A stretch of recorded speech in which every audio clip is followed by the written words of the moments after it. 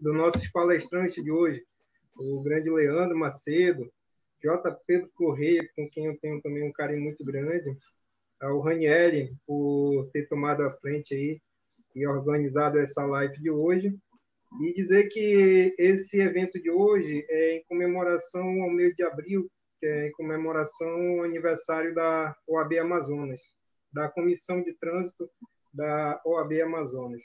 A comissão, dia 25 de abril, faz o aniversário, e então nós estamos aí nessa comemoração de abril, fazendo uma live hoje, dia 12, e a outra será dia 26. Então, eu agradeço, J. Pedro Correia. Tive a honra, né, J. Pedro, no final do ano passado, participar aqui da Rádio OAB Amazonas também. Com certeza. Assim como também da live que fizemos sobre educação ou fiscalização. Então, fico muito feliz de estar novamente aqui com você e estar conhecendo também o grande amigo Leandro Macedo. Já acompanho o trabalho dele pelo Instagram, pelos trabalhos na aula. Então, fico muito feliz. E também fico muito grato também à presença do doutor Rodrigo de Sá, nosso diretor aqui do DETRAN, diretor-presidente do DETRAN Amazonas, e em nome da doutora Grace, doutor Rodrigo de Sá, em nome do coordenador doutor Anderson Fonseca, eu saúdo e agradeço a sua participação também, doutor Rodrigo de Sá. Ranieri, desejo a todos uma excelente live e passo a bola para você, doutor Ranieri. Forte abraço. Obrigado, doutor Cirino. Doutor Rodrigo, seja bem-vindo. Boa noite. Boa noite, Ranieri. Prazer estar aqui com vocês. Eu peço de início aqui desculpas pelo atraso. A gente acabou de terminar a nossa live aqui também sobre as alterações do CTB nas redes sociais do governo. Prazer estar aqui falando com você, com o doutor Cirino, apresentando a OAB. Um abraço, doutor. Um abraço, doutora Grace também. JP Correia, jornalista reconhecido aí na área de trânsito. Doutor Leandro Macedo, aí estou vendo aqui o Ellison e também o Silvânio. Prazer estar aqui com vocês. É um prazer que a gente possa também discutir as alterações do CTB, falar sobre trânsito. A gente sempre conversa, né, Ranieri? É apaixonante, né? E eu acho que todos nós que vivenciamos isso, que trabalhamos com isso, estamos vivendo um momento de muito entusiasmo, né? Com essa mudança, a maior mudança dos últimos anos, né? A maior mudança desde que o CTB foi, na verdade, publicado, e nos resta realmente nos debruçar sobre ela e aprender dia após dia e informar a população, que é a grande beneficiária dessas alterações. Então, mais uma vez, obrigado pelo convite, é um prazer estar aqui com todos vocês. Obrigado, doutor. Então, a ideia da live, principalmente hoje, é de debatermos um pouco a respeito da segurança viária, inclusive colocando a lei que entrou em vigor hoje, né? A 14.071 de 2020. Então, por isso que foi feito esse convite, mas a ideia real é principalmente já lançar o convite, principalmente aqui para o Leandro, para o J. Pedro, também para o Dr. Rodrigo e os demais que estão aqui, para o mês de maio. No mês de maio nós vamos trabalhar também a campanha, né, de redução de acidentes por Maio Amarelo e realizar várias lives como nós realizamos em agosto. Só me permitam um pequeno parêntese que nós temos aqui algumas pessoas que fazem parte da comissão e eu gostaria que, se fosse possível, apresentasse de uma forma bem rápida. Doutora Elane, pode ficar à vontade. Seu áudio, doutora. Boa noite a todos. Eu sou Elane Caran, sou advogada, sou conselheira do CETRAN-AM desde 2014 e integro a Comissão de Trânsito justamente para a gente tentar dar a importância que o trânsito tem na vida de todas as pessoas, como a gente sempre fala em todas as lives. O o direito de trânsito está presente na vida de todo mundo, seja ele pedestre, ciclista, todo mundo está envolvido com o trânsito desde a hora que abre a porta de casa, ele também é um responsável pelo trânsito. Então, boa live a todos, justamente a viária, que é um tema tão difícil de ser divulgado, né, de ser tratado, justamente por causa da educação, da engenharia, o tríplice né, do trânsito. Então, é um desafio diário, além de todos os desafios do CTB, sobre a viária é uma das mais que você tem mais dificuldade para colocar em prática. Então, boa live a todos. Seja bem-vindo, doutor Rodrigo, presidente do Detran, jornalista Correia, e todos os que vão palestrar. Boa Obrigado, noite. doutora. Tem mais alguém da comissão que queira falar, se apresentar? Tem a doutora Clarice, da Clarice Teobaldo. Ranieri, só aproveitar e mandar só um abraço ao doutor Danilo Oliveira, presidente também, e está acompanhando, eu acho que é diretamente da Bahia, se eu não me engano. Tá, ok? Forte abraço, doutor Danilo. Para ele conversar também depois. Importante. Bom, a ideia de se falar sobre a questão de segurança viária e principalmente de convidar o JP para tocar nesse assunto, que o JP hoje, na verdade, falo hoje, mas faz tempo, né, JP? É uma pessoa que gosta de estudar, um grande estudioso a respeito do assunto, e poucos conversam a respeito da questão da segurança viária, né?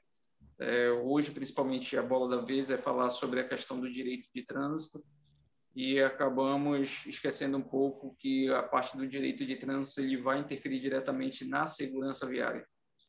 Então, com essa lei que ela começou a vigência hoje, alguns pontos são importantes, e aqui eu não quero me ater nem me prolongar muito de falar se ela é boa ou não, porque é uma parte que está entrando agora, então vai ter muita discussão, ainda vai ter muita questão de interpretação dos artigos, como nós estávamos agora há pouco na outra live, né, Leandro? Com o Júlio e os demais. São assuntos que são delicados e vamos conversando aos poucos aí a respeito.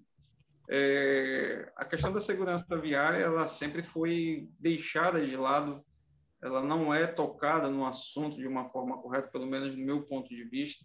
Deveria ser tocado mais, falado mais, justamente para mostrar para a população que o Código de Trânsito brasileiro, a intenção dele não é como se coloca, que é a questão de arrecadar dinheiro, mas muito pelo contrário, a questão de salvar vida, proteger a vida. E quando se fala, né, da proteção à vida, você trabalha com vários pontos. E se a gente fizer uma pequena comparação a respeito da legislação de trânsito, a respeito da educação para o trânsito, a respeito dos veículos, a questão da tecnologia embarcada e a questão do conhecimento em si da população na área de trânsito, você vai ver que a população ela acaba deixando ainda um pouco a desejar, principalmente por uma questão eu diria, JP, que eu acho que é mais uma questão de interesse pessoal, né?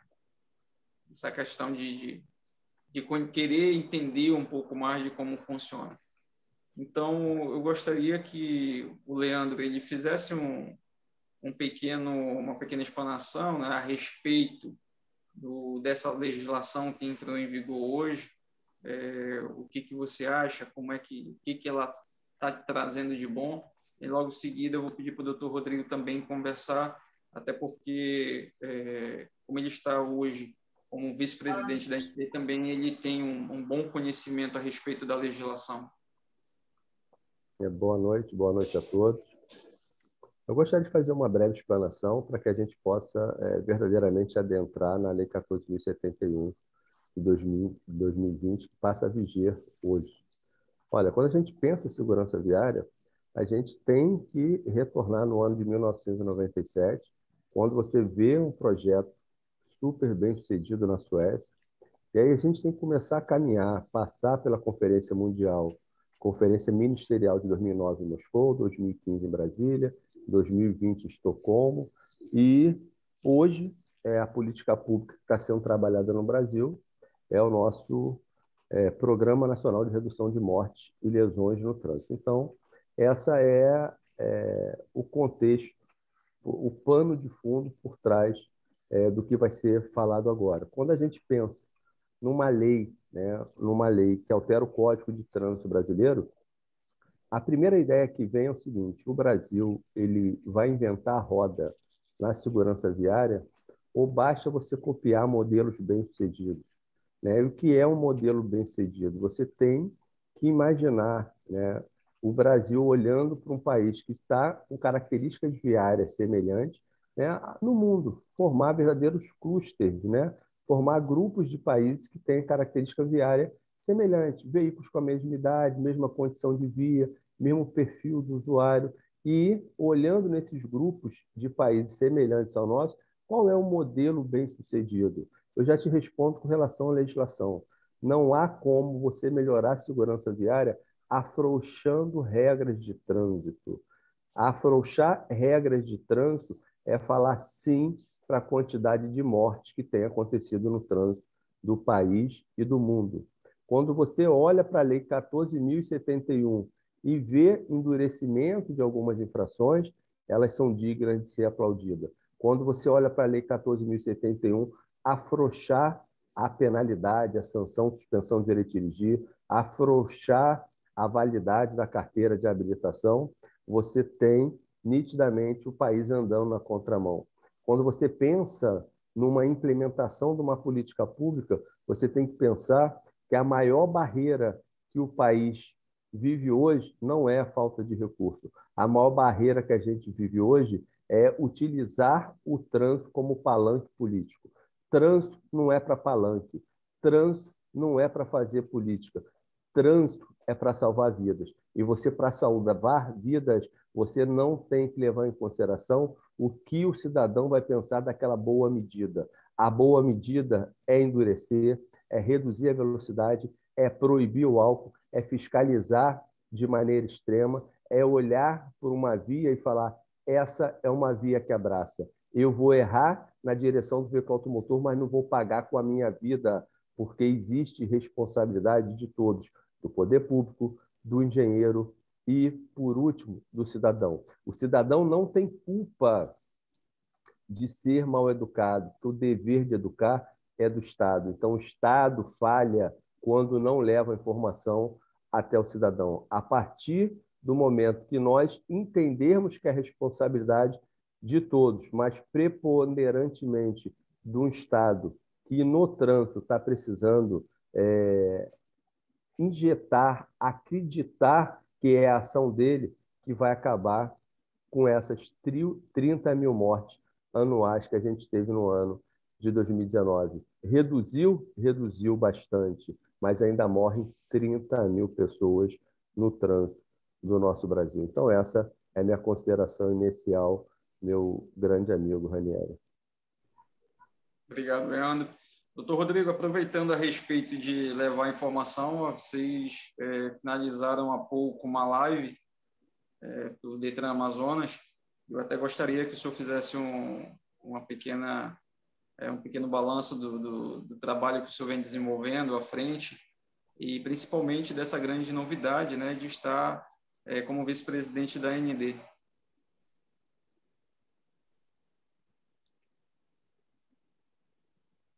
Microfone.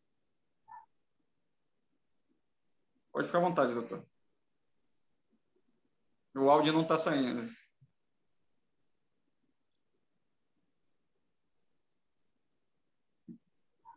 Está sem o seu áudio, doutor.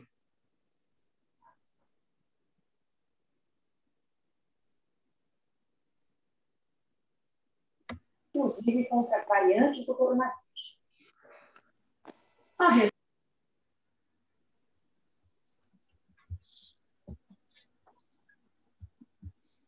Continua sem o áudio. Bom, enquanto o doutor Rodrigo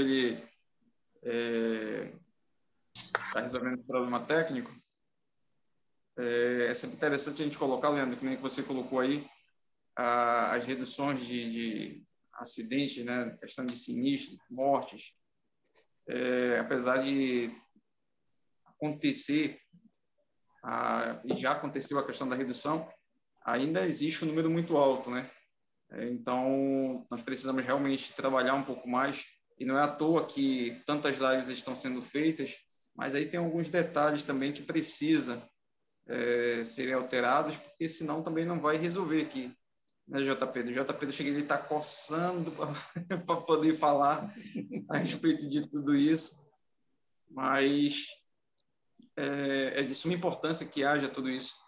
Doutor Rodrigo, assim que tiver tudo ok, o senhor pode avisar que não tem problema, tá?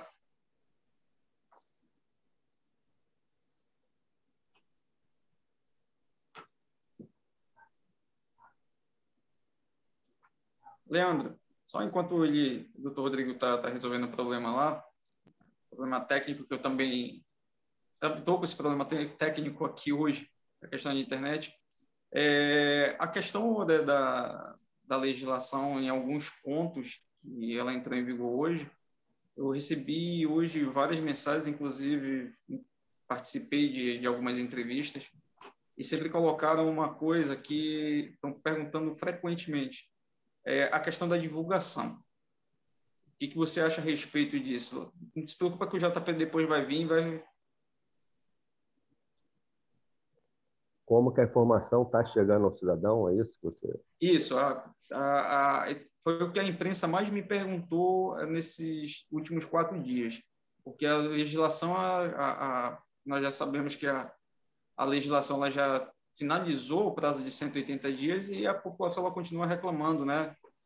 De que não está tendo informação. Do seu ponto de vista, o que está faltando um pouco aí? Para ser honesto, eu acho estranho, né? O cidadão ele se manifestar nesse sentido. Nós temos uma cultura de descobrir que uma lei existe no momento que a gente descumpre essa legislação. Nós estamos falando do brasileiro médio, do homem médio, né? E certamente nessa live aqui não está presente nenhum brasileiro médio. Todos nós recebemos, todos que aqui estamos nessa live, recebemos diversos WhatsApp, né, nas nossas redes sociais, no nosso Instagram, no nosso Facebook.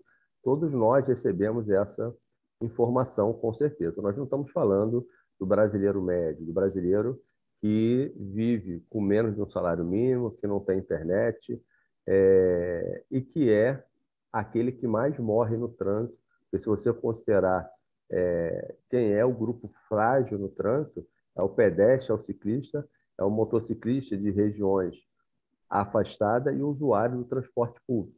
Esses são os que mais sofrem no trânsito. Esses realmente, certamente, não têm sequer acesso à informação como deveria, mas aí a gente já começa a entrar no segundo problema, que é a vinculação obrigatória, que você deve fazer entre economia e segurança viária. Se você pensar qual lugar do mundo que mais morre pessoas no trânsito, são nos países pobres da África. Então, mutatis mutandis, né, mudando o que pode ser mudado, trazendo essa realidade para o Brasil, os mais vulneráveis no trânsito, eles realmente não têm acesso à informação, mas por uma questão de desenvolvimento, uma questão de momento histórico, né, imaginando que daqui a uns 200 anos a gente vai ter o Brasil num lugar que ele merece estar. Esse é só um sentimento que eu tenho, como analista, como especialista, como apaixonado.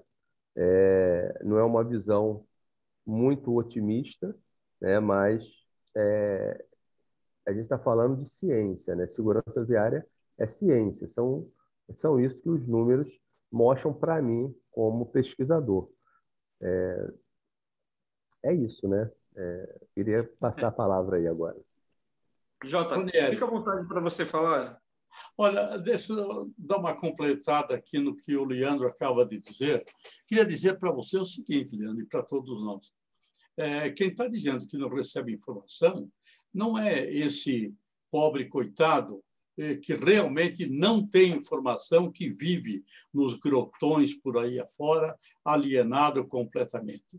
Quem está reclamando é porque conseguiu fazer chegar a sua voz até os meios de comunicação e conseguiu dizer para a sociedade que estava faltando informação. Mas, de verdade, isso é um pouco da estratégia milenar do brasileiro, que é culpar os outros pelas falhas que a gente tem.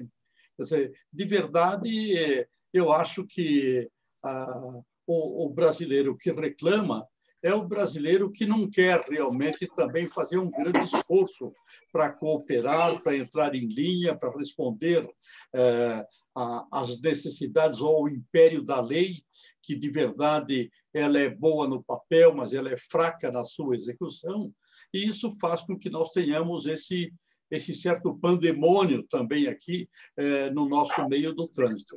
Eu acho que realmente pode faltar informação, mas não é essa informação que está faltando que deveria fazer essa diferença toda para que nós tivéssemos esse inferno no nosso trânsito, onde todo mundo desrespeita, onde todo mundo quer dar um jeitinho e onde as autoridades fazem um pouco assim, no sentido de dizer que estão monitorando, mas de verdade a gente sabe o que está acontecendo.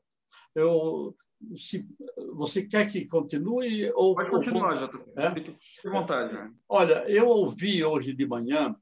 Não, deixa eu primeiro fazer um primeiro comentário que é para, talvez, justificar melhor a minha posição perante, eventualmente, algumas pessoas que ainda não me conhecem.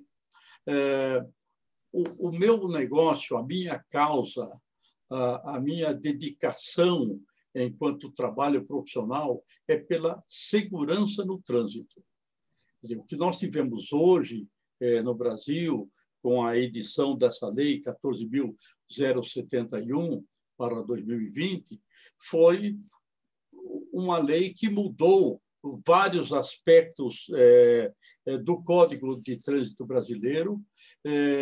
São 57 modificações, 46 alterações, um artigo que foi renovado e 10 que foram incluídos. Quer dizer, não é pouca modificação. Bastante complexo, de certa forma. Hoje, pela manhã, eu tive o cuidado de ouvir com a atenção possível 1 hora de entrevista coletiva do ministro da Infraestrutura, o Tarcísio Freitas, com o diretor do Denatran, explicando as mudanças do Código de Trânsito brasileiro que começam a prevalecer hoje. E, realmente, eu fiquei com a sensação de que o país que eles estavam descrevendo era alguma coisa como a Suécia, a Noruega, a caminho do paraíso, certo? Durante 1 hora, eu vi uma vez falar a palavra segurança. Isso realmente, para dizer que é estranho, seria muito pouco, porque, na verdade, é lamentável. Nós temos, como descreveu o Leandro, 30 mil mortos no trânsito todos os anos. Há um par de anos atrás, nós tínhamos 35, 40, chegamos a 50 mil, pelo dizer de alguns estatísticos por aí afora, certo? Fazemos 57 modificações no código e não se fala de segurança. Se passa ao largo, se ignora segurança, como se esse não fosse o maior de todos os problemas brasileiros que mata esse mundo de gente. Então, realmente, nesse sentido,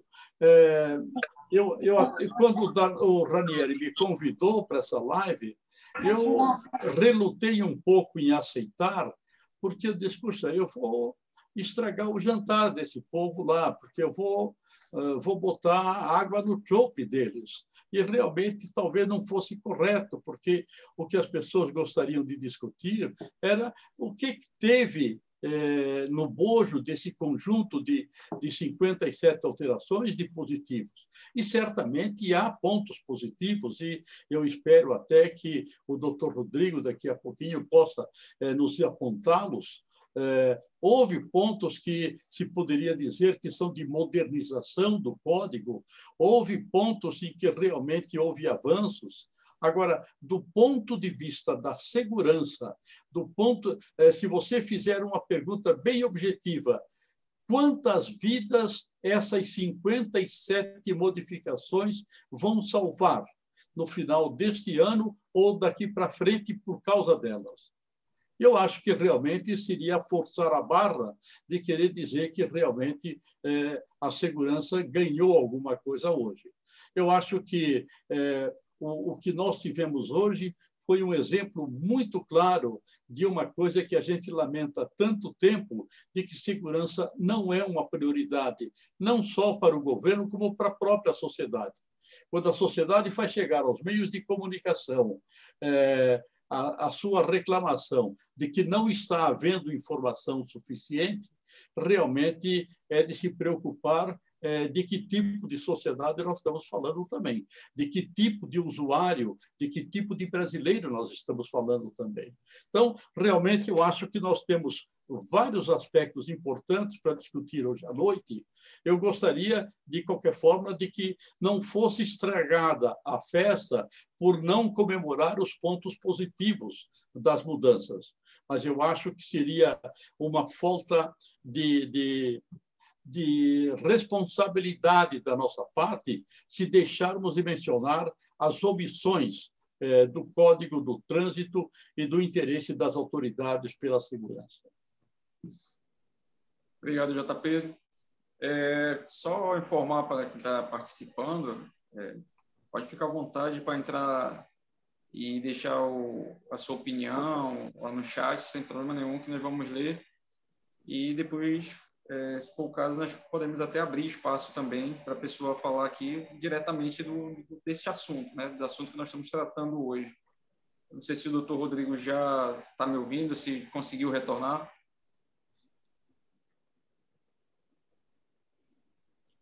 Creio que não. Pelo jeito, está 2-0 para a máquina lá também. Eu estava com um problema sério também, JP, a respeito da questão da internet. Isso, tanto que eu falei bem pouco. Mas foi a questão da apresentação, né, Leandro? E a questão essa questão da internet é um ponto de segurança que eu acho bastante interessante, que poucos falam a respeito disso daí, quando você não consegue ter uma internet também boa, né, JP, fica difícil de você levar a informação. Tipo, eu recebi agora há pouco algumas mensagens aqui no privado de pessoas que estão no interior e gostariam de estar assistindo, mas não estão com uma internet boa, não estão conseguindo. Então, isso daí é até um pouco preocupante. Inclusive, tem um trabalho da prevenção de segurança no trânsito também, do PVST, que a FVS faz esse trabalho dentro do estado do Amazonas, que nós tivemos uma dificuldade muito grande de realizar ano passado, justamente pela questão da internet. Então, você que conhece bastante a respeito dessa parte de segurança viária, conhece bem outros países, já teve debates a respeito disso. Eu gostaria de saber um pouco a respeito do seu ponto de vista, principalmente de relacionar um pouco a questão da informação, né, da legislação, como ela entra em vigor, e com esse grande problema que nós temos de internet que poucos param para observar. Você está perguntando para mim? Para você, JP. Oi, está me ouvindo, Ranieri? Mas eu estou vendo que o doutor Rodrigo voltou aí. Vamos aproveitar e deixar Antes que caia aqui, de novo. Na verdade, não era nem tanto a internet, pessoal, era o problema nos dispositivos aqui da máquina. Infelizmente, a gente fez algumas lives recentemente, mas ele não tinha testado hoje ainda, né? Estávamos transmitindo aqui a nossa live, como o Ranieri bem disse, mas eu acompanhei aqui a fala um pouco do final do Dr. Leandro Macedo e depois do JP Corrêa. Fica até difícil falar depois dos dois, entendeu? Eu vou tentar trazer uma opinião tanto quanto equilibrada desse embate, e isso é que é legal, por isso é salutar e democrático, a divergência é importante, mas eu concordo com muito do que foi dito. Eu acho que o código, entrando na esteira aí da alteração da 14.071, que é o tema em voga, é isso que a gente vai discutir fundamentalmente hoje, creio eu que traz sim benefícios de um modo geral, tem pontos positivos, mas inegavelmente que ela descuidou em uma série de pontos no que tange a segurança no trânsito. A gente vem discutindo muito isso, e como o Ranieri bem disse, hoje eu sou vice-presidente da Associação Nacional dos Detrans. Primeiro passo é discutir essa lei do Penatrans, que é uma lei que precisa de muitas correções. Nós já falamos com o Dr. Frederico sobre isso.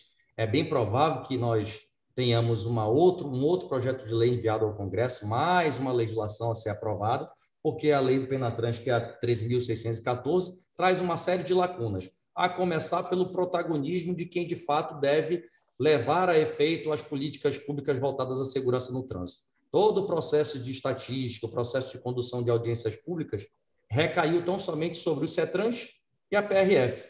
Acho que eu já discuti isso com o Ranieri. E quem está na ponta, né, os DETRANS, as outras entidades que pertencem ao sistema, os municípios especialmente, estão fora da discussão. Então, a gente precisa dar a César o que é de César, desmistificar muita coisa.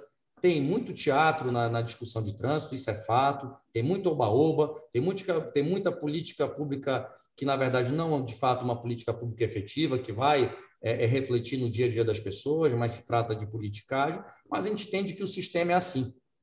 A lei veio, de fato, para desburocratizar, para ampliar benesses ao usuário. A gente critica muito o sistema progressivo de pontuação para que se inicie o processo de suspensão do direito de dirigir. Isso só o tempo dirá de que forma isso vai, na prática, trazer algum benefício ou não. Certamente isso vai comprometer e impactar na segurança viária, porque muito condutor já acha que tem carta branca para cometer infração.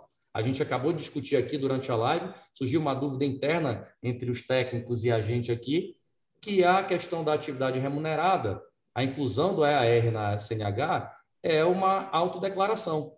Você não tem como fiscalizar exatamente todo mundo que se declara o exercício de atividade remunerada, a não ser na rua. E na rua todos nós sabemos que em todos os DETRANs, os municípios têm deficiência de estrutura. O fato é que, na prática, quem está na ponta sabe o que é gerir trânsito. E a quem compete legislar sobre trânsito, que é a União, talvez falte essa sensibilidade. Então, EAR, você tem 40 pontos, independentemente do cometimento de infrações gravíssimas. Então, tenho absoluta certeza, meu povo, que nós teremos, sim, um grande problema com relação ao início do processo de suspensão de condutores nessa nova sistemática. Agora, não podemos descuidar e desconsiderar também alguns pontos positivos, que também tem uma certa preocupação, ainda que singela, com a segurança no trânsito. Sobretudo, penso eu, com relação às crianças.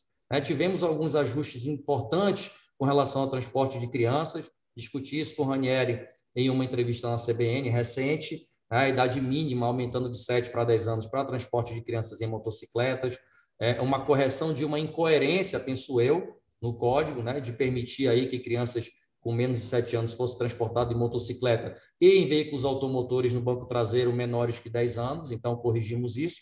E também a implementação de um outro parâmetro de controle, que é a altura mínima de 1,45 m, justamente para que você tenha a posição adequada do cinto de segurança no banco traseiro nas crianças. Então, nesse aspecto, eu acho que foi muito sutil e muito tímida a mudança na segurança no trânsito e que o projeto, sobretudo, é voltado para beneficiar o usuário dos serviços dos DETRANs, beneficiar o usuário no que tange ao regramento mais rígido, mais severo.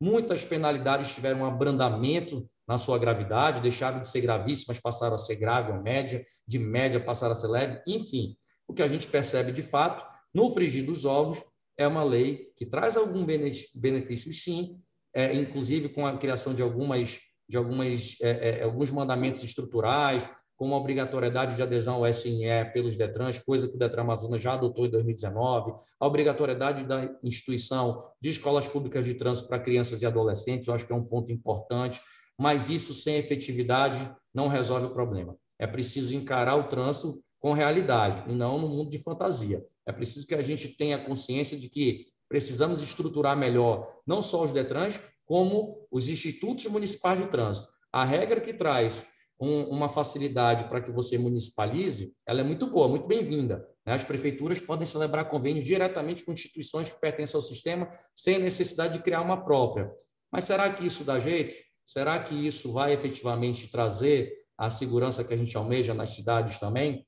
Não sei, só o tempo dirá. O que a gente precisa, e eu sempre falo isso, e eu já conversei várias vezes com algumas pessoas que estão aqui presentes, é que nós encaremos o trânsito como uma política pública importante, prioritária, de primeira ordem, e não como uma política pública subalterna, algo que você pode deixar de lado ali, como de terceira ou quarta ordem, que não é importante. Importante é saúde, segurança e educação. De fato, é o tripé de qualquer governo, mas a gente não pode esquecer que a segurança no trânsito repercute na saúde, repercute na educação, repercute na segurança também. Então, enquanto a gente não tiver esse olhar cuidadoso, especialmente para os nossos governantes, aqui no Amazonas eu tenho tentado incutir isso na cabeça das pessoas, tem um apoio irrestrito do governador do estado aqui, isso é inegável, não é, como a gente costuma dizer no nosso linguajar, não é ficela, tenho liberdade para atuar e para ter um senso crítico e exercer a gestão de forma técnica. Enquanto a gente não enxergar o trânsito como uma política pública de primeira ordem, não subalterna,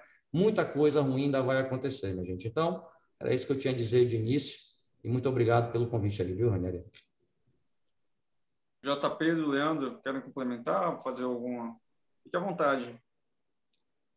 Olha, não, o Leandro primeiro, né? Opa. Obrigado, Jota.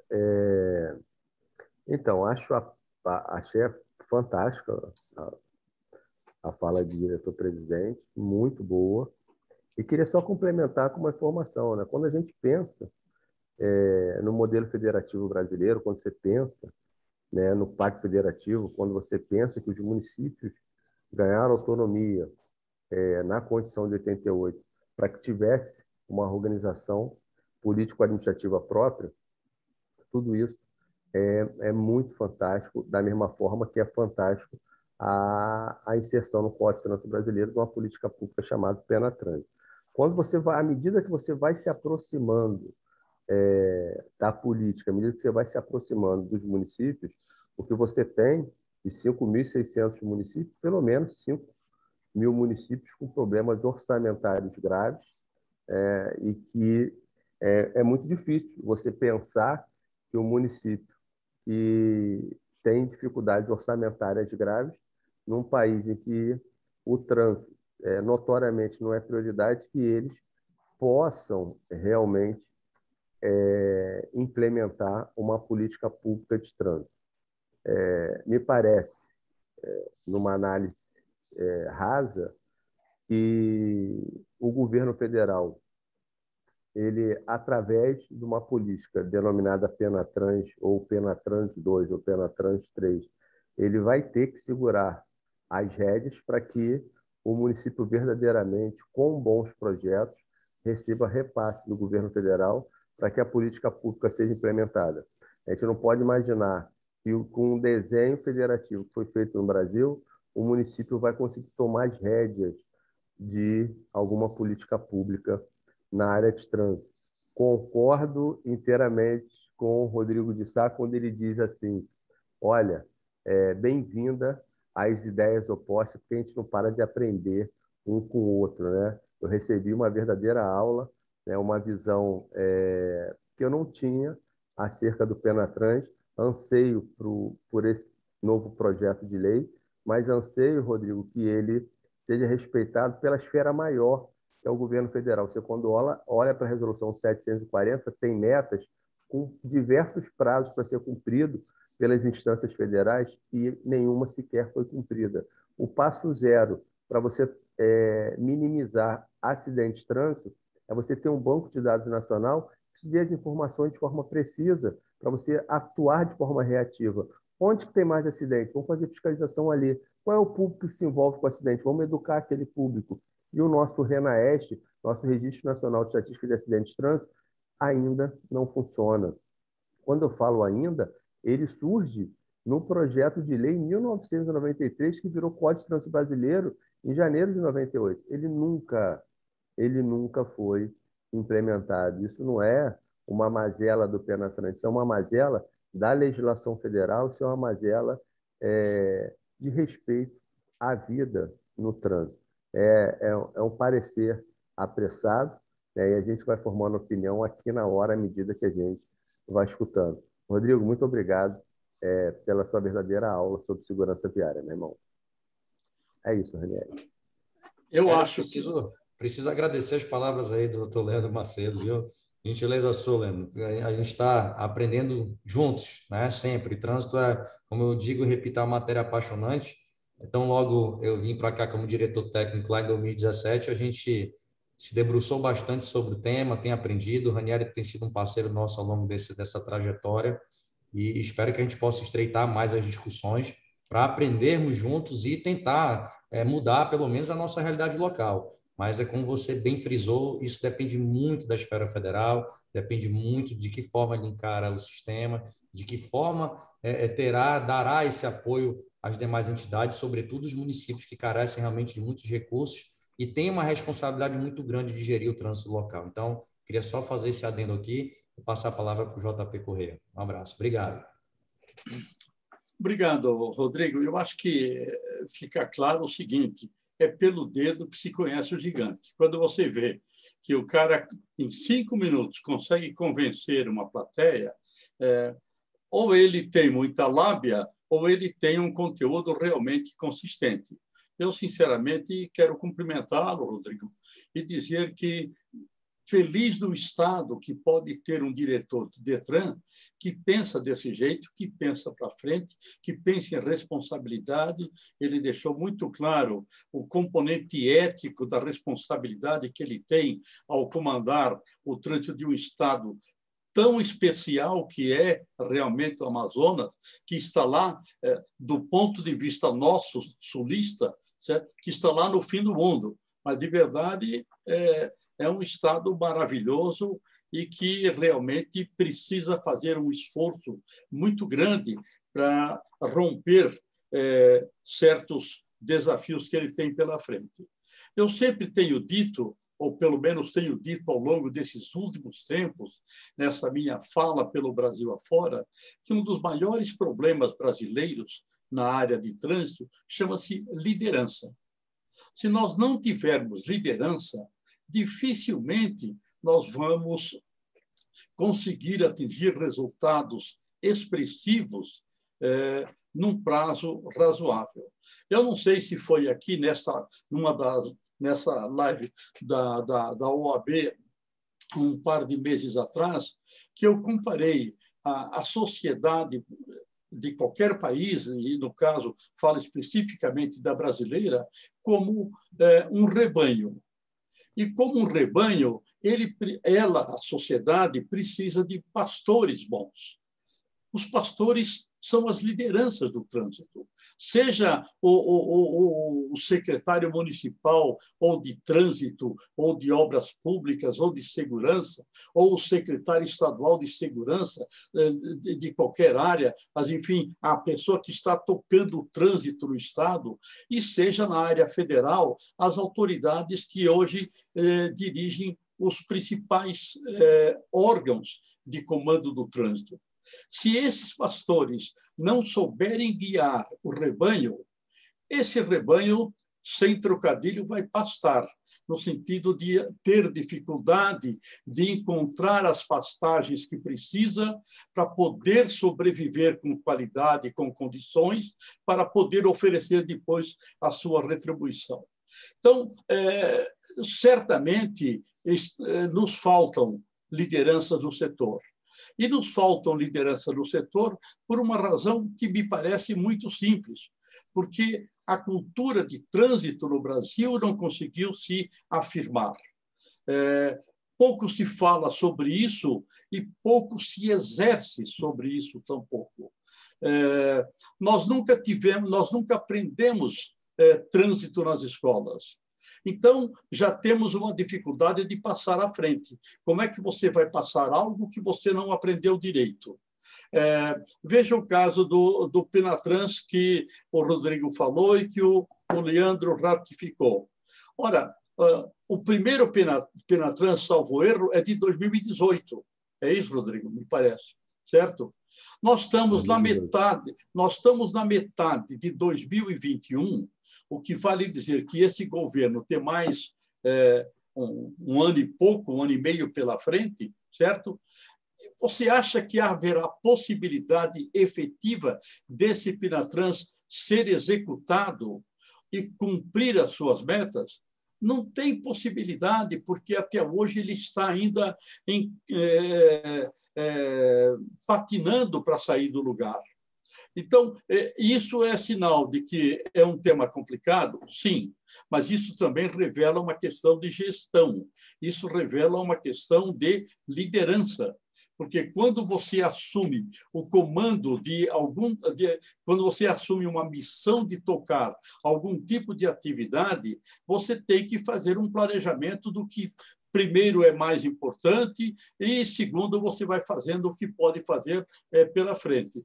O Penatrans era importante, até hoje não foi tocado, e a segurança de trânsito como uma atividade mais importante do Denatran ou do governo federal, até hoje é ignorada. Quer dizer, nós tivemos hoje 1 hora de conversa de ministro, do diretor do Denatran, e não vimos falar de segurança. E, no entanto, morrem 30 mil pessoas. E, no entanto, estamos dizendo que vamos dobrar o prazo de validade da CNH.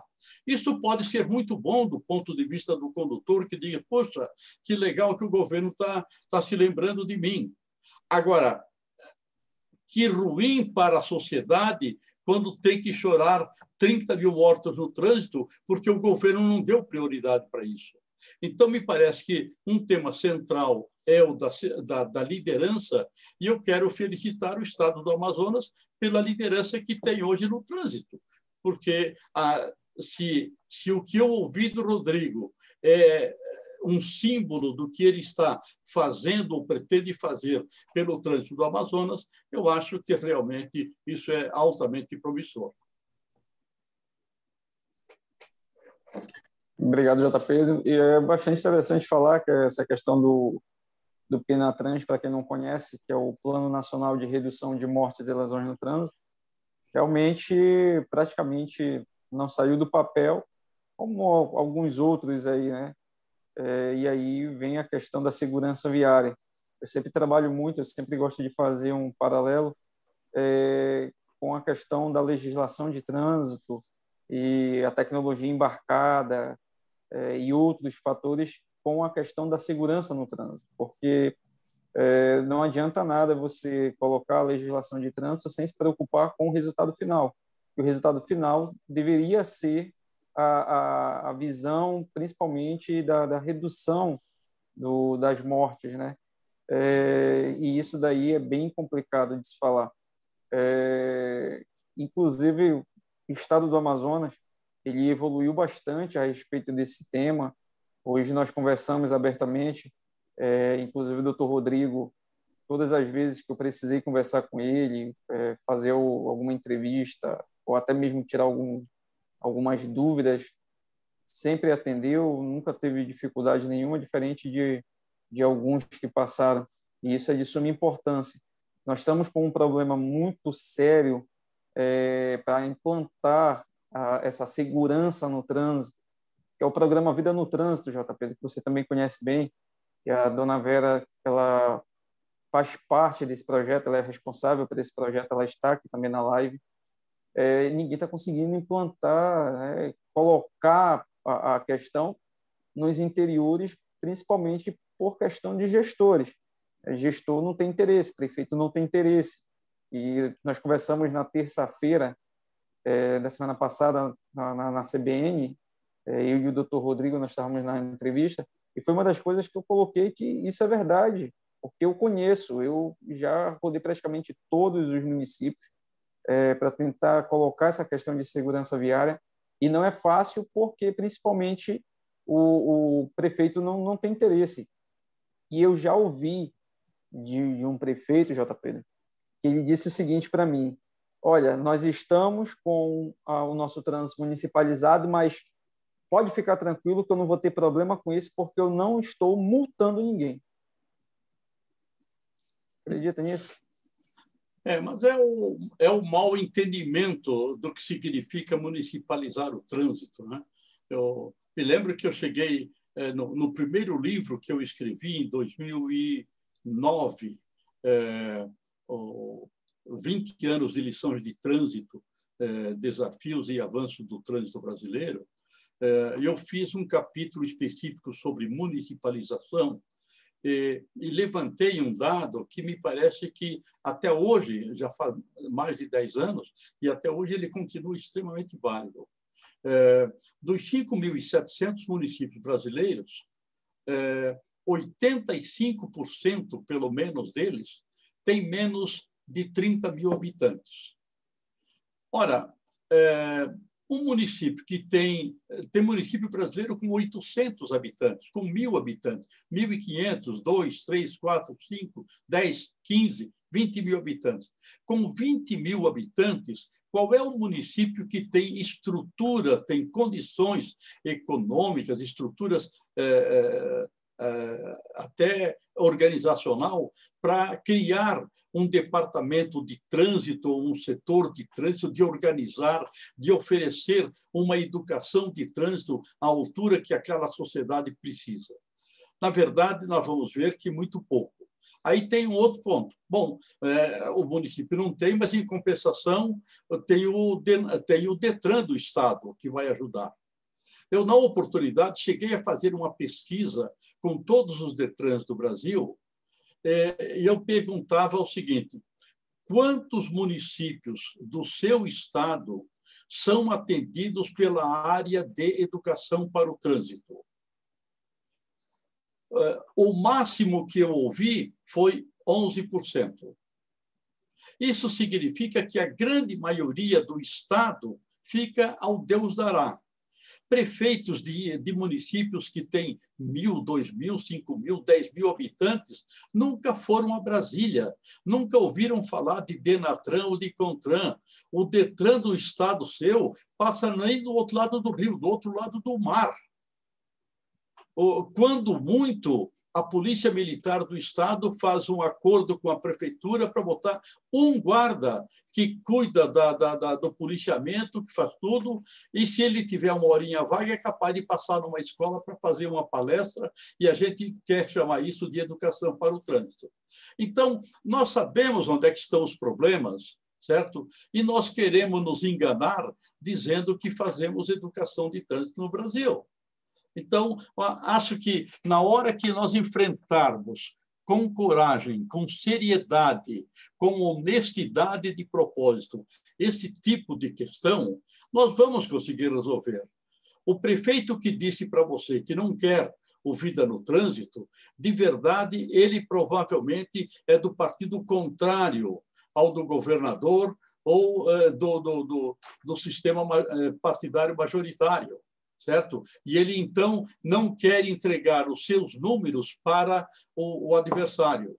Foi por isso que o Vida no Trânsito não deu certo no começo. Aqui em Curitiba, felizmente, as coisas funcionaram maravilhosamente bem no outro sentido. Primeiro que houve um alinhamento entre prefeitura e governo do estado aqui em Curitiba. Mas Curitiba conseguiu implantar um bom Vida no Trânsito. Mas o Paraná tem 14 municípios hoje fazendo Vida no Trânsito. E isso me parece que é um exemplo significativo de como a cooperação tem que existir desde que seja para beneficiar o conjunto da sociedade.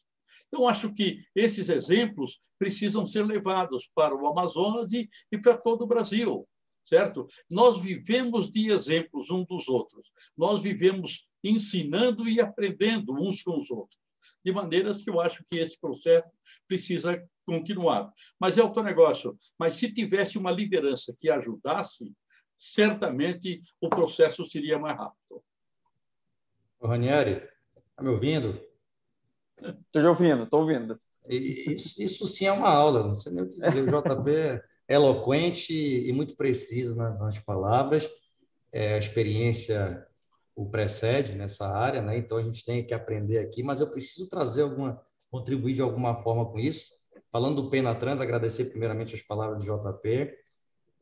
E Penatrans, estava vendo aqui, a gente discutiu muito sobre isso no Maio Amarelo em 2019, que a gente conseguiu trazer uma notabilidade para um movimento tão importante. Ranieri, à época, coordenador do movimento aqui no Amazonas, enfim, conseguimos dar um certo protagonismo a um movimento importante que chama a atenção das pessoas para os altos índices de acidente, de mortes no trânsito. Fizemos um evento grandioso aqui no Amazonas, talvez tenha sido a primeira vez depois de muitos anos ou até décadas que conseguimos dar notabilidade e protagonismo ao trânsito aqui no estado.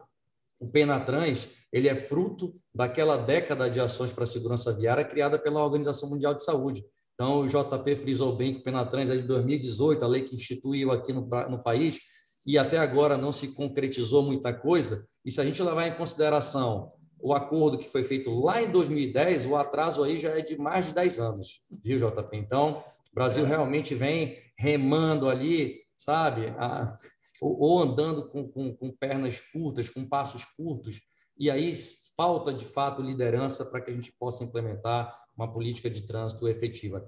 E eu receio muito que o cenário vindouro não seja tão alvissareiro, não seja tão positivo e tão animador, viu? O que a gente tem percebido, e eu falo agora como diretor de Detran, é um tensionamento e uma vontade deliberada de esvaziar as competências dos Detrans. A gente tem visto um sistema, e aqui é uma crítica construtiva, não é nada diferente do que eu já tenho falado nas reuniões do DND, com o Denatran, com o Ministério de Infraestrutura. O que a gente tem visto é um sistema de monetização dos serviços do Denatran. Os Detrans trabalham para alimentar a base de dados do Denatran, e o Denatran monetiza essa base de dados arrecadando recursos esses que não são repassados nem para o município, tampouco para os Detrans. A gente tem percebido um esvaziamento dos serviços prestados pelos Detrans, serviços que deixaram de existir com algumas mudanças internas no âmbito nacional, de cima para baixo, sem a consulta aos Detrans, que são as instituições que estão na ponta, e não é olhar para o próprio umbigo, é tentar avaliar de que forma a gente pode ajudar os municípios, aqueles mais pobres, como o JP mencionou, como... Cadê o doutor? O doutor saiu? Ele precisou sair. Precisou sair, exatamente. Então, os municípios precisam de ajuda, precisam de recursos. E a partir do momento que você esvazia também essa capilaridade, essa capacidade arrecadatória, no bom sentido dos Detrans, de poder destinar recursos para os municípios da sua região, você fulmina todo o sistema de trânsito que está previsto no CTB. A coisa está cada vez mais concentrando e verticalizando para a União, não somente no aspecto de legislar, mas também no aspecto de administrar. E aí a gente verticalizando, a gente centralizando, a gente esquece aquele município, aquele local que está lá esquecido, né? O Amazonas, talvez pouca gente saiba, são 62 municípios e apenas 13 municípios são municipalizados. Eu tenho feito um esforço gigantesco junto com a minha equipe aqui, o Ranieri é testemunha disso, para fomentar a municipalização, uma atribuição que, inclusive, é competência do CETRAN e não do DETRAN. Mas a gente tomou a frente porque a gente entende que isso é importante, a gente entende que isso, de fato, é executar a política pública de trânsito, a gente entende que esse é cumprir o objetivo, o principal objetivo do CTB, que é preservar vidas, então a gente vai trabalhar nisso. Eu não cuido aqui só dos serviços prestados à população. A gente precisa entender que segurança viária se faz com um tripé de prevenção, repressão e engenharia de tráfego. Então, a gente tem que dar a mesma importância a cada uma delas. Tem muitos Detrans aí que priorizam fiscalização, repressão e esquecem da educação. Então, nós estamos trabalhando aqui, Escola Pública de Trânsito, temos um convênio, aí, uma cooperação técnica em vias de ser finalizada com a SEDUC, para que a gente possa levar, como o JP falou, falta de educação de trânsito nas escolas. Vamos fazer cumprir a Resolução 265, vamos fazer cumprir a legislação no ensino médio, para que esses adolescentes saiam já, tenham um entusiasmo, tenham alguma coisa que possa chamar a atenção deles. Vamos lá, vamos fazer legislação, você já vai sair com o curso, já pronto para fazer as aulas práticas. Então, já estamos com o projeto pronto. Vamos transversalizar a educação básica na educação básica também. Então, é um trabalho que a gente está fazendo de formiguinha, mas tentando, em última análise, levar a mensagem de segurança viária. E aí tem um ponto importante também. A gente precisa inverter a lógica das coisas.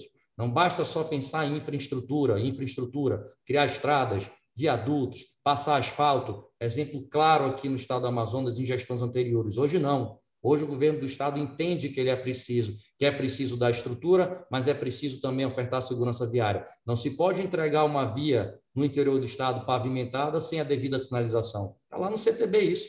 Não é o Rodrigo que está falando não, nem o Ranieri, nem o JP. Está lá no CTB. Uma via recém-construída ou reconstruída, reformada, ela só pode ser entregue à população quando devidamente sinalizada, horizontal e verticalmente. E isso a gente não vê em vários cantos desse país. E aquilo que deveria ser algo para trazer benefícios à população acaba, não raro, e muitas vezes virando uma pista de corrida, com vítimas fatais. Então, a gente precisa inverter a lógica das coisas, não só pensar em infraestrutura, não só pensar em construir rodovias, construir viadutos, vender carro. Isso é muito interessante, isso é um componente econômico, é um parâmetro econômico muito importante. Quando se quer avaliar se um país é rico ou pobre, um dos primeiros índices é a quantidade de veículos vendidos e emplacados no mês. Mas ninguém se preocupa como esses veículos vão transitar, que tipo de fluidez que nós teremos na cidade e qual o impacto desses veículos no dia a dia das pessoas na segurança viária. Então, é preciso entender que a gente está chegando no momento de estrangulamento. E se a ordem das coisas, a ordem lógica, não se inverter,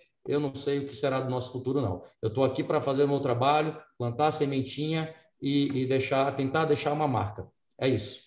E além, doutor Rodrigo, de tudo isso que o senhor colocou aí, ainda tem a questão ambiental, que também não vejo preocupação, né, nessa questão do trânsito. E é uma coisa que vieram me questionar a respeito das fábricas montadoras estarem saindo do país. E aí eu fiz uma simples pergunta. Eu disse, tá, me diga qual delas está trabalhando com a parte de educação para o trânsito. Aí a pessoa não soube me responder. Então, assim, a preocupação maior é questão de vender, colocar mais veículos em via pública, fazer com que a frota ela permaneça o tempo todo nova, e com isso é questão de economia, mas não se preocupa com a questão de segurança viária. Hoje a quantidade de veículos que nós temos dentro de Manaus é enorme, e aí fica difícil, porque projeto ou legislação que coloque uma idade X no veículo, e que quando aquele veículo chegue naquela determinada idade, a própria montadora pegue aquele veículo, como existe em outros países, não é isso, JP?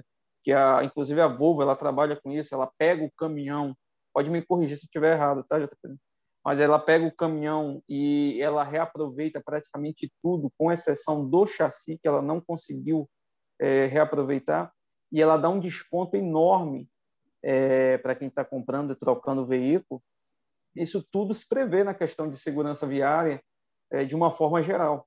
A gente fala muito sobre a questão de precisa de mais lei. Hoje nós temos um grande exemplo. A lei que entrou em vigor hoje é a maior alteração já feita no Código de Trânsito brasileiro até hoje. Inclusive, a quantidade de resoluções que entraram em vigor hoje, né, doutor Rodrigo? Foi uma coisa absurda. E em cima da hora, né? Publica hoje, a gente tem que se virar aqui, olhar rápido, tentar entender para dar uma satisfação para a população. Meu Deus do céu, foi uma enxurrada de resolução. E estamos chegando aí à meta almejada, penso eu, de 1.000 resoluções. Não é possível. O código tem 340 artigos e a gente tem 1.000 resoluções. É uma inversão total das coisas. Um instrumento que é voltado a regulamentar tem muito mais resoluções, eu não estou nem falando artigos, né? Daqui a pouco a gente bate a meta dos 1.000, pelo jeito. Pelo andar da carruagem, é isso mesmo. E aí não se vê, que nem o JP falou, já conversei também, já falei, sobre a questão da segurança viária. Eu achei uma coisa interessante hoje, uma pergunta a respeito do ciclista.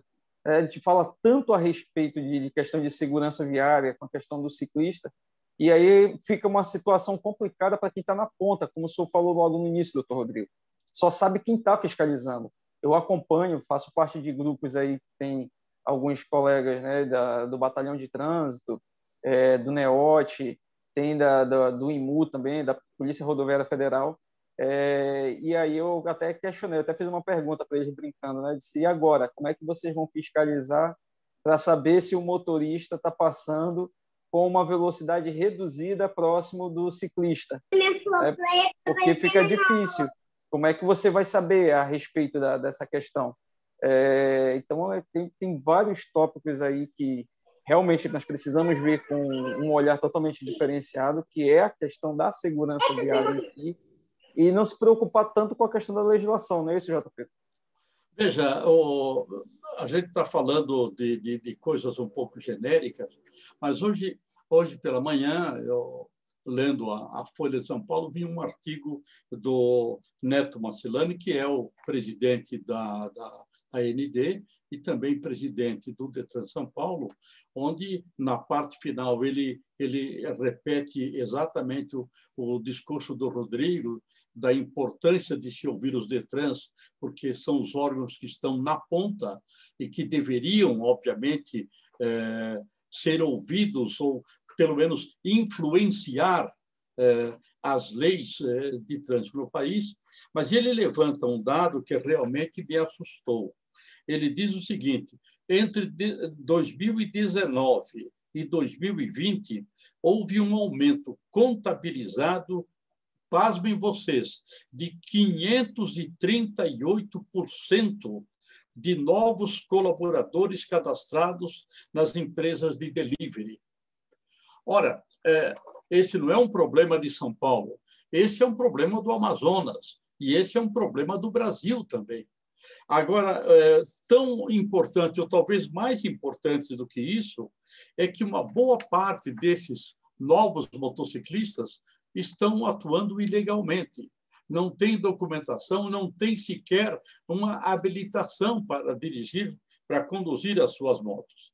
Então, se esse problema está acontecendo em São Paulo, com essa população, com essa vigilância aparente toda, imagine o que não acontece pelos grotões do Brasil. Quer dizer, se você olhar apenas pelo lado do número, você vai ver um escândalo. Mas se você olhar do ponto de vista da humanidade, você vai estar vendo um assassinato em série sendo cometido, certo? E com a concordância, com a anuência da sociedade. Uma parte dela por desinformação e outra parte por indiferença, que é tanto quanto importante. Então, realmente, mais do que nunca, nós precisamos de debates como esses. Mais do que nunca, Cirino, nós precisamos de OABs pelo Brasil afora para levantar esse problema, para discutir esse problema, para esfregar na cara da própria sociedade e das lideranças estaduais e municipais esse tipo de problema, para que seja enfrentado. Nós não vamos resolver qualquer tipo de problema se não reconhecermos isso como um problema. Na medida que nós temos 57 modificações no trânsito, no Código de Trânsito hoje, e não se menciona sequer que segurança no trânsito está sendo contemplada no bojo disso, significa que nós estamos repetindo aquele famoso ministro brasileiro de que o que é bom a gente mostra, o que é ruim a gente esconde. E aí me engana que eu gosto, que todos nós sabemos jogar com grande facilidade. Ô, Ranieri, pode ficar à vontade. Eu quero colher da oportunidade aqui para te agradecer. Eu vou precisar sair, eu vou entrar numa terceira live de hoje, viu, Ranieri?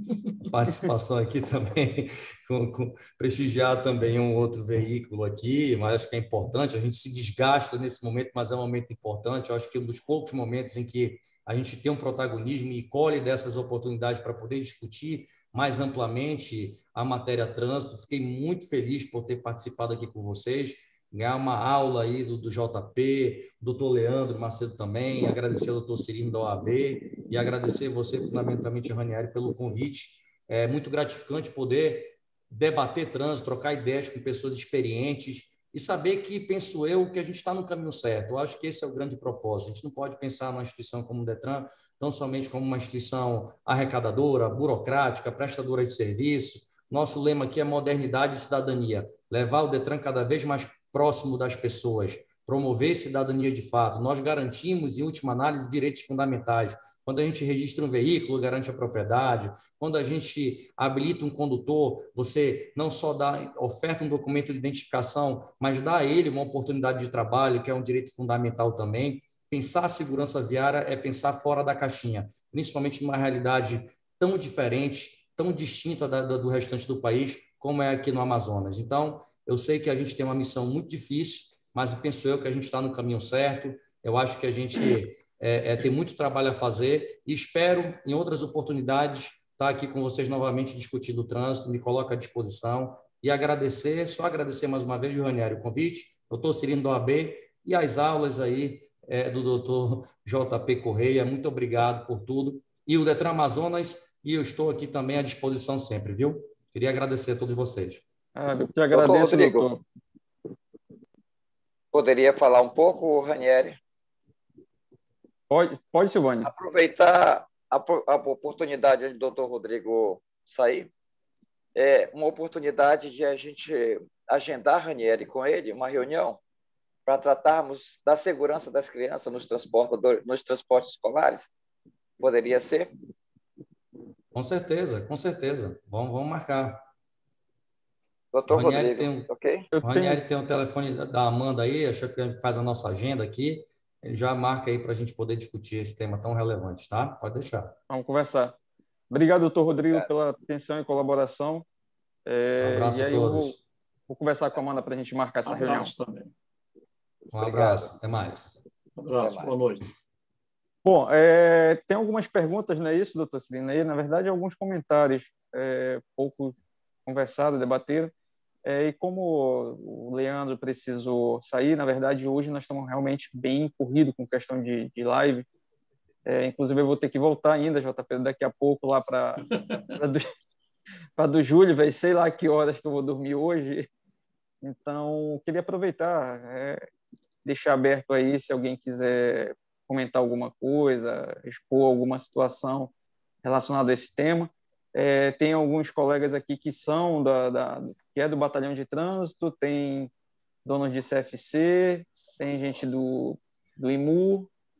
Eu queria deixar vocês à vontade também, porque a Comissão de Trânsito, o papel dela, né, doutor Cirino, também é ouvir um pouco a população e deixar participar. A ideia das lives são essas. Né? A nossa live ela é bem diferenciada nesse sentido. E aqui nossos participantes, né, podem se manifestar perfeitamente, podem fazer suas perguntas. E, infelizmente, com essa quantidade de live, perdemos alguns palestrantes, mas o nosso querido JP do Correia está aqui. E qualquer dúvida que vocês tenham, a gente vai encaminhar, sim, perfeitamente aos palestrantes que tiveram que estar em outro evento, e vamos estar encaminhando essas dúvidas de vocês. Quem quiser encaminhar, pode colocar aqui no bate-papo, nossa área de bate-papo, e vamos estar encaminhando a pergunta.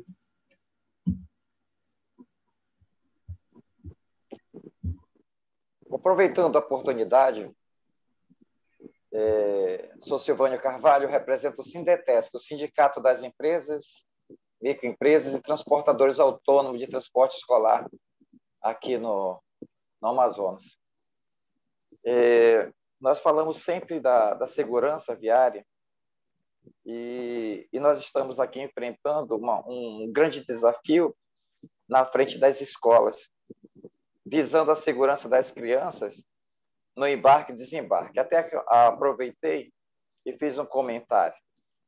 A gente precisa ter um olhar diferenciado para esses transportes escolares que trabalham com quantidade de crianças. E muitas das vezes as escolas não possuem essa parada obrigatória, embora já existindo uma lei que ampare o embarque e o desembarque dessas crianças, que é a Lei 1342 de 2009. É lamentável que, muitas das vezes, as crianças que são transportadas, elas também estão correndo um grande risco. Mesmo com a mudança dessa lei de trânsito, com a exigência das cadeirinhas, nós vemos muitos carros que não estão utilizando as cadeirinhas e estão sendo transportadas de qualquer maneira. Então, nessa segurança do trânsito, na viabilidade, na porta das escolas, a gente precisa de um olhar diferenciado. Que até mesmo na mudança das sinalizações, fazem com que a escola fique de um lado da via e a via pede para seguir sentido contrário. E, com isso, os pais estão parando de um lado da via e fazendo com que as crianças sejam embarcadas pelo meio da rua. Então, a gente, olhando por esse lado, desculpem, a gente precisa estar olhando com a realidade vivenciada na porta das escolas. Eu, como transportador escolar, 19 anos, acompanho também essa vida da segurança e a gente batalha por dias melhores. Esse seria o meu comentário, um apelo às lideranças locais e nacionais que pudessem estar olhando. Uma outra situação para os transportes escolares. Nós sabemos que os condutores escolares, devido à fabricação dos veículos, os cintos, na sua maioria, nas vans, micro-ônibus, são cintos abdominais, né? E os suportes, as cadeirinhas, assento de elevação, todos esses outros acessórios, eles exigem cintos de 3 pontos, né? Nós sabemos que os veículos hoje não estão adequados para esses dispositivos. E solicitamos também que tenha um olhar para o fabricante, né? Que possa estar fabricando veículos que possam estar levando a criança sem acessórios, porque também tudo isso é custo. E os pais também não têm como estar efetuando um valor para estar cobrindo essas despesas, né? E a intenção é que esse veículo de transporte de escolares já possam sair de fábrica com o objetivo de levar desde o bebê maternal até o adulto à universidade. Deixo aqui a minha colocação e seria um grande avanço discutirmos também esse assunto. Muito obrigado, Ranieri. Posso comentar, Ranieri? A todos. Pode ficar à vontade, JP. Olha, o que o Silvânio falou realmente é um problema complicadíssimo. Agora, não é complicado apenas para Manaus, para Amazonas, mas isso se vê de verdade numa boa parte do país, certo? Agora, o que eu queria lembrar para você, Silvânia, é que no mundo de hoje, quase todos os tipos de problemas que surgem, eles devem ser analisados numa perspectiva de visão sistêmica, de abordagem sistêmica. O que significa isso? Que ele é composto de diversos segmentos, de diversos pedaços, e que você tem que juntar uns aos outros para que depois, no final, formem um todo. Você citou o problema da falta do ponto de parada na frente da escola, você citou o problema das crianças que têm que embarcar no meio da rua, como se isso não fosse um absurdo dos absurdos, certo? E pediu uma reunião com o Detran. Não vai ser o Detran que vai resolver isso. Na verdade, o Detran vai fazer parte da equação, mas vocês, como entidade do setor, os pais como interessados diretos no assunto, os sindicatos de professores, a Secretaria de Obras Públicas, a Secretaria de Educação, a Secretaria de Comunicação Social. Você veja que vai ter um mundo de gente envolvidas por trás do mesmo problema. E no centro do problema está o problema da criança na frente da escola. Certo? Quer dizer, se você olhar direitinho, o problema não é só na frente da escola. de verdade, o problema está a 150 metros da escola, 200 metros, onde precisa uma placa dizendo: atenção, escola, reduz a velocidade. Se isso não bastar, você precisará achar uma forma de conter a velocidade dos veículos, seja através de lombadas, ou seja através de outros artifícios, ou até desses guardas-estátuas. Eu sou aqui do estado de Santa Catarina, ao sul do Paraná, e na minha cidade tem um posto da Polícia Rodoviária Estadual de Santa Catarina, que ficou conhecidíssimo, porque ela botou, o posto colocou uma estátua, um guarda rodoviário de 1,70 m de altura, que fica lá 24 horas por dia, aparentemente olhando o trânsito. Você não imagina o que essa estátua faz com que os motoristas reduzam a velocidade quando passam por ali. Então, eu só estou dizendo por onde passam soluções como essa, certo? São soluções. Quando você diz os pais não podem pagar, não sei se isso é tão verdadeiro assim, mas se todos os pais pagassem, todos pagariam menos e, consequentemente, haveria mais segurança. Então, de verdade, de volta àquele ponto que eu citei lá atrás, o que nós precisamos é de lideranças. Na hora que tiver alguém que assuma a liderança desse processo, que faça uma análise mais profunda desse processo. Nós estamos pegando um case mínimo, pequeno, eu diria, do trânsito amazonense. Mas, de qualquer maneira, ele é significativo porque, se você resolve esse tipo de problema, provavelmente será capaz de resolver muitos outros, que também são da mesma magnitude. Então, o que precisa é liderança. Vocês, como sindicatos, vocês, como organização, como entidades maiores, procurem se reunir, procurem juntar cabeças pensantes. Procurem a OAB, procurem a comissão de trânsito da OAB, por onde que nós devemos encaminhar esse tipo de discussão. Quem é que pode nos ajudar? Quem é que pode fazer um plano de trabalho para nós, para que nós consigamos convencer autoridades, mídia, sociedade como um todo? Eu me lembro, eu já fiz palestra pelo Brasil em todos os estados da federação. Em muitos estados, eu ouvia muito a reclamação de que, poxa, a imprensa local não nos ajuda. Aí eu disse, por quê? O que está havendo? Ah, não, nós fazemos um evento, um seminário local e não temos cobertura. Aí eu digo, pô, maravilha. Vocês se lembraram, quando decidiram lançar esse seminário, de escrever um release com o próprio punho, não precisa ser um release escrito por um jornalista profissional de alta qualidade. Não, basta dizer tipo de evento tal, objetivo tal, quem é que vai falar, o que nós queremos com esse tipo de evento, qual é o resultado que nós almejamos, depende de quê.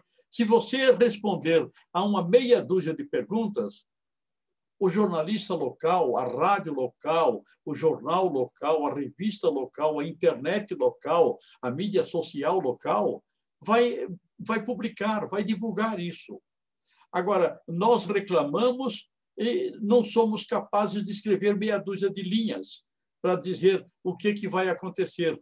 E nós depois reclamamos que a imprensa não nos ajuda. Então, é só para lembrar que isso não é criticar a sociedade, mas temos que lembrar que existem passos que devem ser construídos para que a gente tenha um andar realmente melhor. Então, com relação às crianças, às escolas, que é um problema super complicado, começa por um ponto que o Leandro citou, dados. Quantas escolas, nós estamos falando de Manaus ou nós estamos falando do Amazonas? De quantas escolas nós estamos falando? Manaus deve ter aproximadamente, vou chutar, 1.000 escolas, entre municipais, particulares e tal. Qual é o número de alunos que tem nessa escola? Qual é o número de acidentes que já aconteceram com crianças dessas escolas? Qual foi a característica principal desses acidentes? Velocidade, falta de respeito à sinalização, aí aparece um monte de coisas. Qual é o papel das empresas de transporte de crianças? O que é exigido dessas empresas para com esses veículos? Eles podem comprar qualquer tipo de Kombi, de qualquer tipo de van, ou o veículo tem que ter especificações de seguranças bem definidas.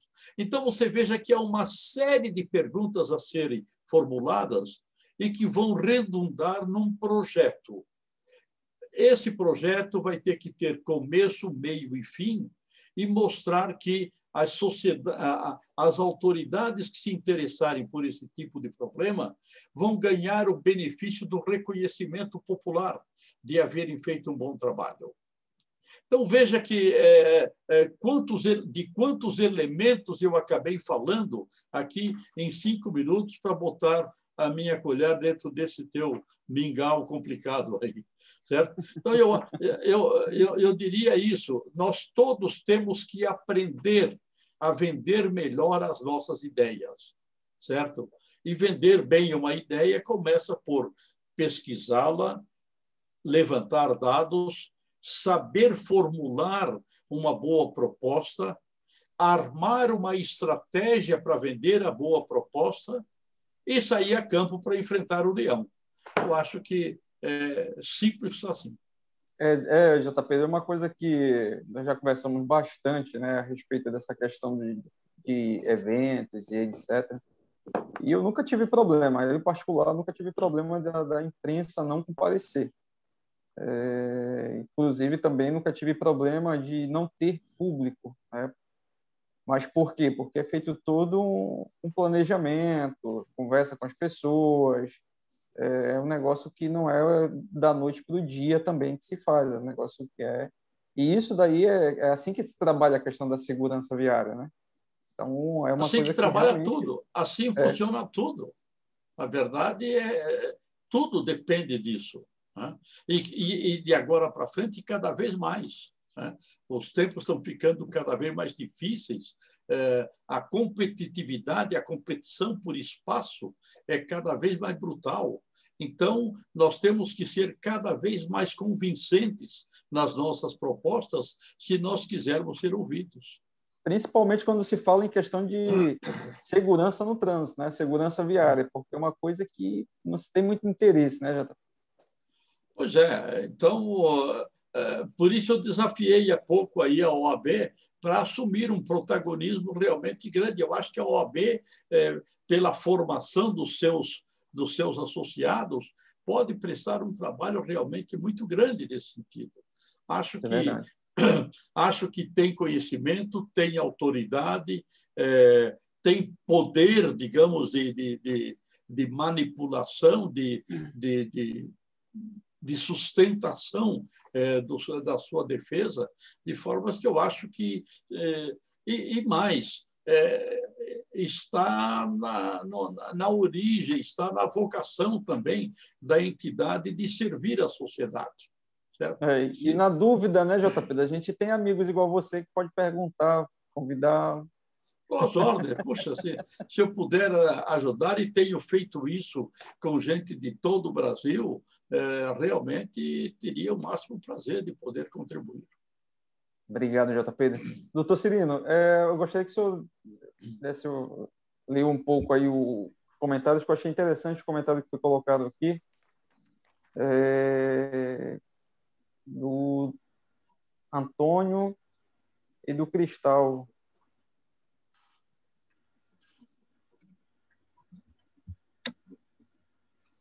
Cadê? Isso. Gustavo, ele fala sobre a questão dos ciclomotores e a questão da bicicleta elétrica. Que é uma coisa que é bem interessante, que a legislação ela fala sobre isso, né? Então, na verdade, o que está precisando é ajustar algumas coisas, né? Isso daí é bem claro. Tem um outro, né? Mas qual é o problema exatamente? Ele falou sobre, acho que a respeito de fiscalização, não é isso? Já temos em Manaus, já temos no Amazonas uma frota razoável de bicicletas, de bicicletas elétricas, de ciclomotores, a ponto de ser um problema, digamos, estadual? Ele coloca na questão da fiscalização, JP. Ele já tem mas... tem um problema, tem uma quantidade, já tem uma quantidade significativa já de ciclomotores, e eu vejo principalmente uma grande dificuldade na questão da fiscalização, principalmente nos interiores, né?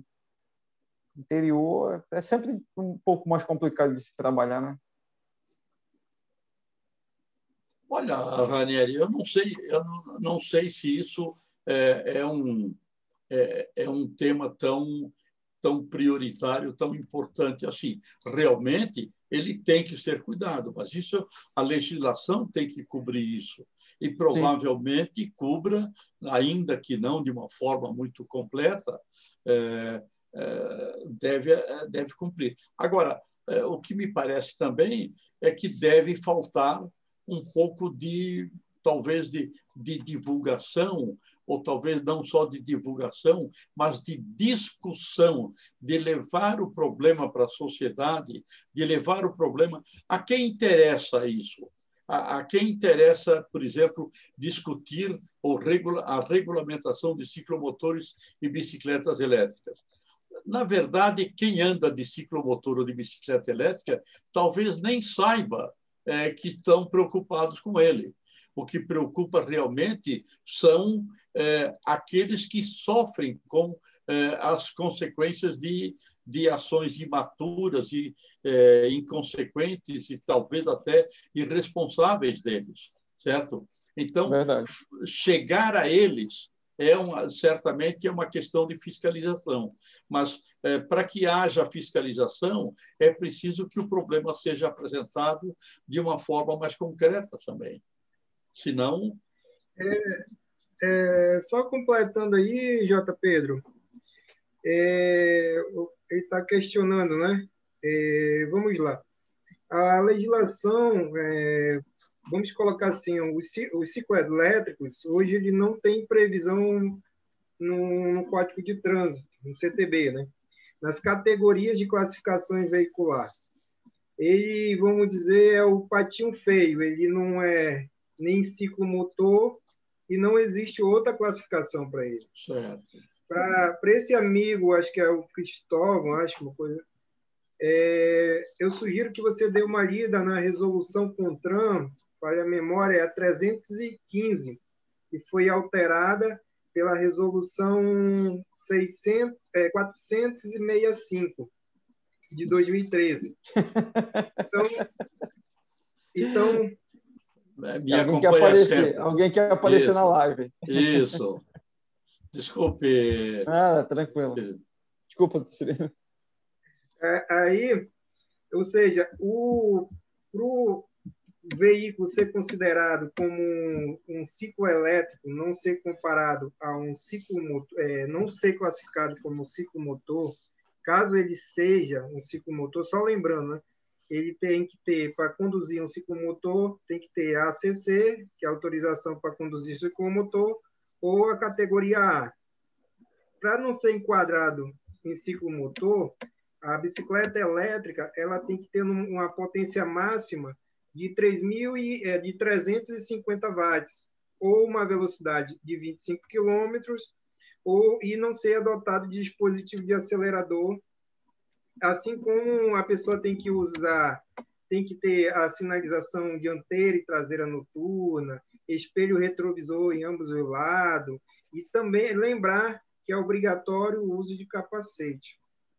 Só que hoje o mercado está tão grande, outro dia eu vi um patinete, que é patinete elétrico, nós temos na previsão os veículos propelíticos. E acontece que você olha para aquele patinete, ele não está nem na categoria de autopropelidos e nem na categoria de ciclo elétrico, ele passa a ser um ciclomotor. Então, assim, vamos precisar muito ainda avançar nesse sentido de regulamentar essa questão da resolução, levar para o dispositivo do Código de Trânsito, porque, assim, hoje esses meios elétricos estão sendo produzidos, mas se você for ver, na verdade, ele não está, muitos deles não recebem o requisito previsto pela resolução 465 do CONTRAN de serem bicicletas elétricas. Olha, se nós pegarmos só pela descrição que você deu, Cirino, dá para ver que nós temos uma questão de envolvimento, de participação necessária da sociedade. Do ponto de vista de quem é atropelado por um patinete elétrico ou por uma bicicleta elétrica.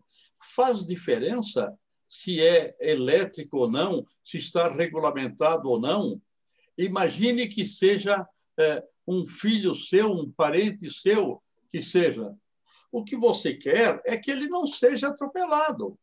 O que a sociedade quer é que haja paz no trânsito, que tenha lugar para todo mundo, ou seja, patinete elétrico, bicicleta, seja o que for, mas que todo mundo tenha o seu lugar, mas que saiba preservar primeiro a si próprio e o conjunto da sociedade.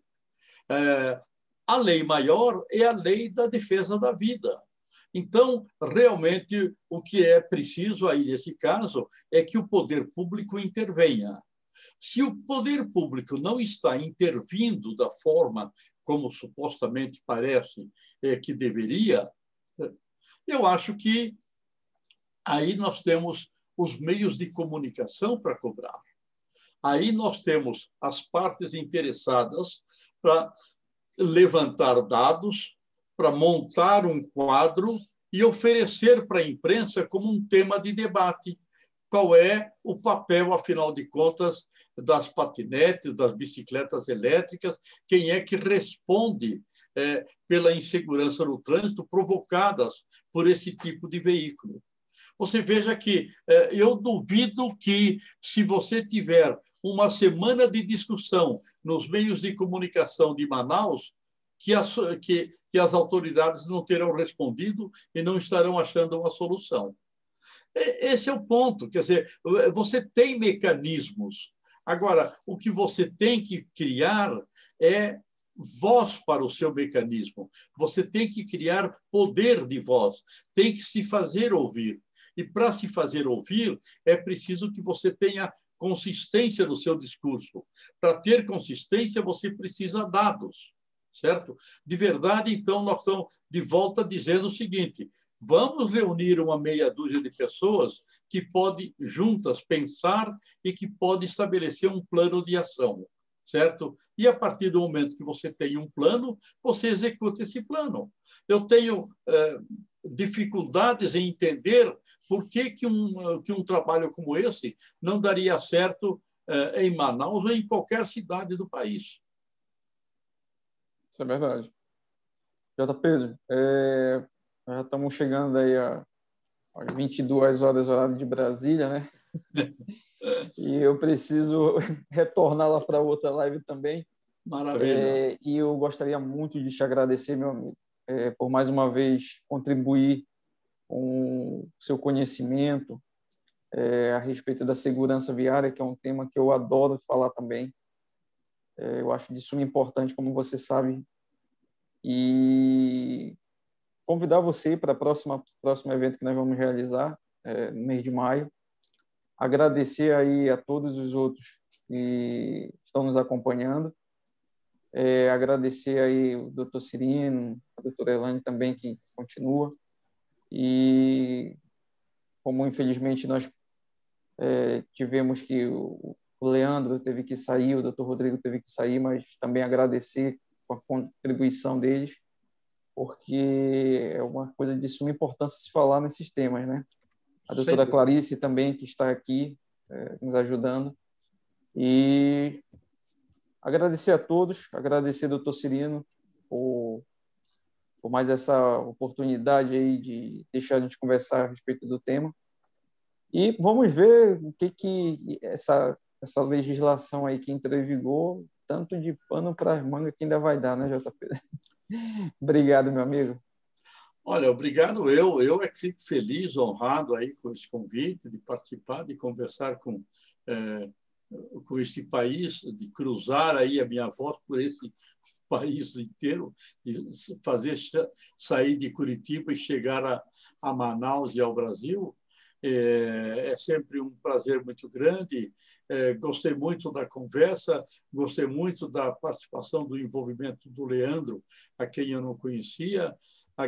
Fiquei realmente encantado com o discurso do Rodrigo de Sá. Me parece que realmente é um homem certo nessa função e que pode oferecer um trabalho muito importante ao Estado do Amazonas e ao trânsito brasileiro, e ficar aí fustigando o Cirino e a Comissão de Trânsito da OAB, no sentido de que, sim, façam mais.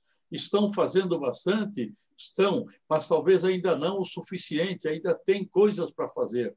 Eu dei alguns exemplos de trabalhos que podem demandar um apoio, uma assistência, uma orientação por parte da OAB. Acho que nós temos que usar esse tipo de estrutura, esse tipo de apoio, que é de gente qualificada, que é de gente que tem nome, é de gente que tem poder de voz, de se fazer ouvir. E é gente que precisa se fazer ouvir também. De maneiras que eu fico muito honrado, e quando tiver qualquer oportunidade que, eventualmente, eu possa dar a minha contribuição, não hesitem, apenas se eu tiver realmente algum outro tipo de compromisso para aquele dia e horário, que realmente vão me pedir. Do contrário, podem contar comigo quando quiserem. Grande abraço a todos, muito obrigado também, uma boa noite e até uma próxima. Obrigado aí também, eu peço novamente aí desculpa a todos pela questão, são tantas lives aí dos palestrantes, então peço desculpa, mas de coração agradeço a cada um que ficou aqui, estamos ainda a Vera, a Keiko, que é aqui de Manaus também, muito obrigado, Santana, a Simone, a doutora Clarice, o Cristóvão, aí o grande Antônio com a gente também até mais agora, e o Silvânio também ainda continua, e a doutora Elane. Muito obrigado a todos. Reniele, só lembrando, dia 26, como estamos no mês de aniversário, comemorando o aniversário da comissão, dia 26 de abril vamos ter a outra live, que já está confirmada, a doutora Roxane, Júlia Modesto, o Luiz Pazetti e eu. Vamos estar nós quatro falando sobre algumas atualizações do código, alterações do Código de Trânsito. Então, todos já estão convidados. Qualquer dúvida, pode ir lá no Instagram da Comissão de Trânsito, Comissão de Trânsito OAB.am, nosso Instagram vai estar todas as informações. Qualquer dúvida também pode estar entrando em contato com a gente, tá ok? Daniel, eu acho que dá por encerrado por hoje, ok? Eu não sei se a doutora Elane quer falar alguma coisa, quer, doutora? Oi. O que deixou claro, como o próprio J. Pedro falou, é nada mais do que educação, né? Como disse, alguns condutores dizem que não sabem. Justamente os mais informados que fingem que não sabem, né? Então, não é uma educação de escola, e sim de respeito ao outro, de respeitar as leis. Então, adorei as sugestões que o JP deu sobre a condução, sobre condução escolar, sobre coisas que a gente pode atuar na OAB, que a gente justamente está aqui para tentar ajudar a sociedade perante o DETRAN, tendo em vista que, como o doutor Rodrigo falou, uma lei que, os artigos que acabam de ser lançados e já vem com 1000 resoluções, tem mais resolução do que artigo, né? Então, eu também me surpreendi muito pela fala do doutor Rodrigo, pelo conhecimento que ele está demonstrando agora em relação a todo o processo do DETRAN. Então, espero que ele evolua mais ainda. Então, boa noite a todos, foi um prazer a companhia de todos, de revê-los, e até a próxima. Obrigado, doutora. Obrigado a todos. Doutor Cirino, pode encerrar, por gentileza. Pedir para o nosso estagiário aí finalizar. Boa noite.